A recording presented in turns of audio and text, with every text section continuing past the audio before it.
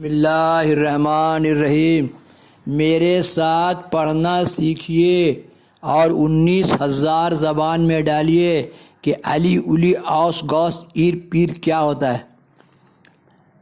رفیع الدین کو سب کچھ پہلے ہی سے بتا رکھا تھا۔ رفیع الدین اپنے پیر و مرشد کا حکم پا کر سرند جانے کی تیاری کرنے لگے۔ روانگی سے پہلے حضرت مخدوم بخاری نے انہیں ایک اینٹ دی اور فرمایا بنیاد میں اسے رکھ دینا، یہ اینٹ تمہاری مشکلات دور کر دے گی اور وہ صاحب بھی سامنے آ جائیں گے جو فصیل کی تعمیر میں مزاحم ہو رہے ہیں۔ رفیع الدین اسی وقت سرند روانہ ہو گئے اور وہاں پہنچ کے اینٹ قلعے کی بنیاد میں رکھ کر تعمیر کا کام شروع کر دیا۔ دیکھیے پیر کیا ہوتا ہے، پیر ہے نا، لوگ بولتے ہیں نا پیر کیا ہوتا ہے، پیر 19,000 زبان میں ڈالیے پیر کیا ہوتا ہے، سند آپ کے پاس ہے۔ وہ پہلی رات بڑی بے چینی کی تھی۔ خواجہ فتح الدین امام رفیع الدین کو نتیجے کو بڑی بے چینی سے انتظار تھا۔ دوسرے دن صبح فصیل کی دیوار جیوں کی تیوں کھڑی تھی۔ مزدور کام میں لگ گئے اور فصیل کا کام مکمل کیا جانے لگا۔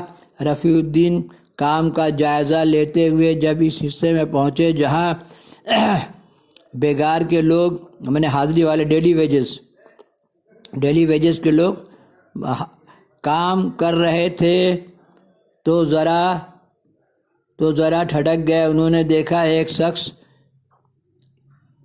انہیں نہایت خشمناک نظروں سے گھور رہا ہے۔ امام رفیع الدین نے اس شخص کے کاندھے پر ہاتھ رکھ کر اپنی طرف کھینچ لیا اور کہا حضرت آپ یہاں کہاں سے؟ کہاں؟ ادھر میرے پاس آ جائیے۔ اس شخص نے غصے سے جواب دیا مخدوم سے کہہ دینا ہم نے تیرا خیال کیا ہے، ورنہ تیری ایک اینٹ کی حیثیت ہی کیا تھی، کسی بھی اکھاڑ پھینکتے۔ رفیع الدین نے عاجزی سے کہا حضرت آپ اتنے برہم کیوں ہیں؟ آخر ہم گنہگار مورد عتاب کیوں ہیں؟ کیا آپ اس شہر کی تعمیر سے ناخوش ہیں؟ ان صاحب نے جواب دیا یہ کہاں کا انصاف ہے کہ تیرے بھائی فتح اللہ کے آدمی ہمیں بھی بگار میں پکڑ لائے۔ اور دیکھیے سب کو پکڑ کے آدمی کو کام میں لگایا نا تو ان کو بھی پکڑ کے لے آئے، ہے نا۔ ہم نے یہ بھی سوچا کہ چلو بگار میں کام کر لیتے ہو تو لیتے رہو، بگار میں کام لیتے رہو، کب تک لوگے؟ آخر عاجز آ کر بھاگ کھڑے ہو گئے۔ دیکھیے ابھی بزرگ جو ہیں ان کو بھی لا کے کام میں لگا دیا تھا تو غصے میں دیوار اکھڑوا دے رہے تھے۔ تو یہ مذہوب بابا لوگ بڑی پاور رکھتے ہیں۔ آپ کا حدیث ہے مذہوب مستان یا میلے بال یا الجھے حال کسی بات پر اڑ جائیں تو اللہ تعالیٰ پورا کر دیتا ہے۔ رفیع الدین نے عجز و انکساری سے جواب دیا یہ لوگوں کی بد نصیبی اور کور چشمی ہے کہ وہ حضرت شیخ ہے نا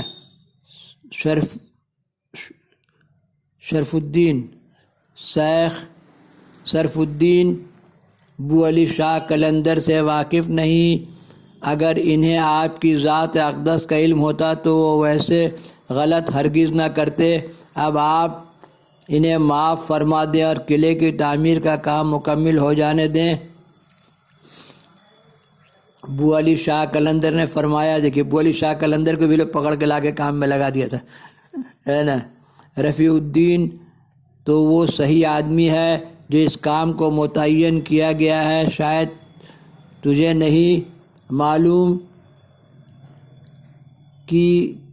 کہ وہ شخص جس کے لیے یہ قلعہ بن رہا ہے اور شہر تعمیر ہوگا تیری ہی نسل سے پیدا ہوگا۔ دیکھیے رفیع الدین کے نسل سے پیدا ہوگا، اور اب ہم خود بھی اس قلعے اور شہر کی تعمیر میں تیرا ہاتھ بٹائیں گے۔